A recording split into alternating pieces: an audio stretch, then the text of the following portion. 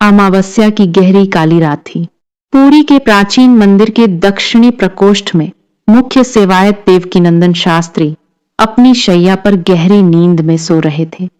चारों ओर पूर्ण शांति थी। केवल दूर कहीं दियों की मंद लौट टिमटिमा रही थी। अचानक वातावरण बदलने लगा। हवा ठंडी हो गई। दियों की लौ नीली पड़ने लगी और बिना किसी के छुए मंदिर की घंटियां स्वयं हिलने लगी। देवकीनंदन बेचैनी से करवट बदलते हैं। उनके माथे पर पसीना छलक आता है। तभी एक गंभीर गूंजती हुई दिव्य आवाज सुनाई देती है।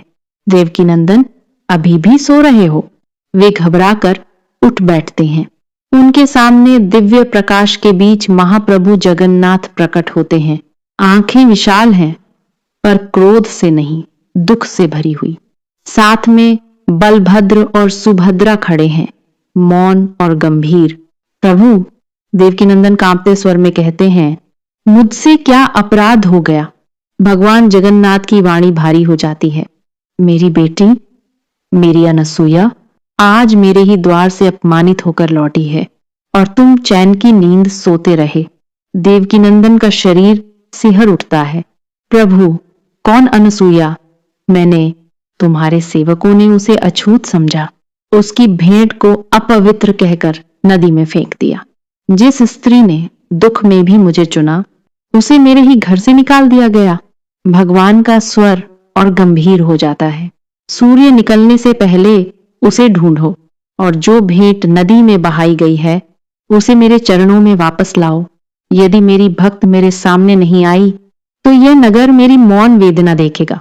स्वप्न टूट जाता है। देवकीनंदन चीख कर उठते हैं, पूरा शरीर पसीने से भीगा हुआ।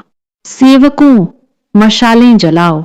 एक स्त्री, नाम अनुसुईया, आज मंदिर आई थी, उसे ढूंढो। पूछताछ होती है। सिंहद्वार का एक पुजारी डरते हुए कहता है, वह एक विधवा थी गुरुदेव। फटी सफेद साड़ी, एक महिला सा आंचल था उसके हाथ में। बोली, यह मेरी रसोई की पहली आंच है मेरे प्रभु के लिए। देवकीनंदन की आंखें फैल जाती हैं। और तुमने? हमने उसे डांट दिया और उसकी भेंट नदी में फेंक दी। देवकीनंदन गुस्से और भय से कांप उठते हैं। अज्ञानी हो तुम।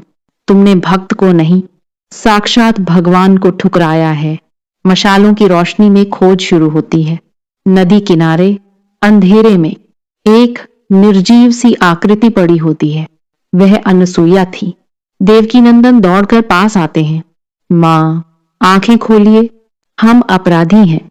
धीरे धीरे अनसुईया को होश आता है। क्या क्या प्रभु ने मुझे स्वीकार नहीं किया? वह टूटे स्वर में पूछती है। देवकीनंदन की आंखों से आंसू बह निकलते हैं। प्रभु स्वयं आपको बुला रहे हैं। नदी से वही भीगा हुआ आंचल निकाला जाता है। रात का तीसरा पहर। मंदिर का गर्भगृह केवल दियों की रोशनी में नहाया हुआ है। अनसुईया कांपते हाथों से अपना आंचल भगवान जगन्नाथ के चरणों में रखती है। जैसे ही आंचल मूर्ति को स्पर्श करता है, एक दिव्य स्वर्णिम प्रकाश फैल जाता है। राख चमकने लगती है। काली भस्म सुनहरी ज्वाला में बदल जाती है। पूरा गर्भगृह घी और दिव्यता की सुगंध से भर जाता है। भगवान जगन्नाथ की आंखों में करुण मुस्कान उतर आती है। जिस स्त्री ने अपने दुख की पहली आंच मुझे अर्पित की, उसकी राख भी मुझे दीप समान है। अनसुईया वहीं घुटनों के बल गिर पड़ती है। शब्द नहीं, केवल आंसू। उस दिन से एक नई परंपरा जन्म लेती है।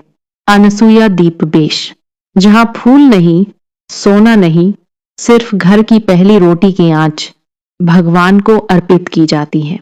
क्योंकि भगवान के लिए सबसे शुद्ध भोग भक्त का भाव होता है।